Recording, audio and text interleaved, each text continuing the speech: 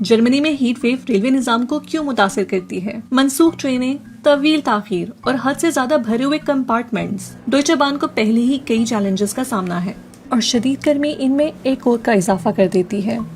दर्जा हरारत बढ़ने पर लोहे की पटरियां फैलती हैं। जब पटरियों के फैलने के लिए मुनासिब गुंजाइश नहीं मिलती तो उनमें दबाव बढ़ने लगता है, जिसके नतीजे में वो टेढ़ी हो सकती है या उनमें खम आ सकता है। ऐसी सूरत में ट्रेनों का महफूज तरीके से गुजरना मुमकिन नहीं रहता। इस मसले से बचने के लिए रेलवे पटरियां एक मखसूस स्ट्रेस फ्री टेम्परेचर यानी ऐसे दर्जा हरारत पर नस्ब की जाती हैं जिस पर उनमें अंदरूनी दबाव ना हो।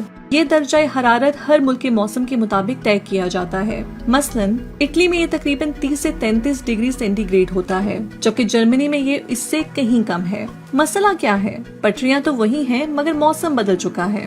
ये पटरियां कई तिहाइयों तक चलने के लिए बनाई गई थी, लेकिन अब यूरोप दुनिया के औसत के मुकाबले में तकरीबन 2 गुना तेजी से गर्म हो रहा है, जबकि रेलवे का निजाम इस तब्दीली के साथ कदम नहीं मिला सका।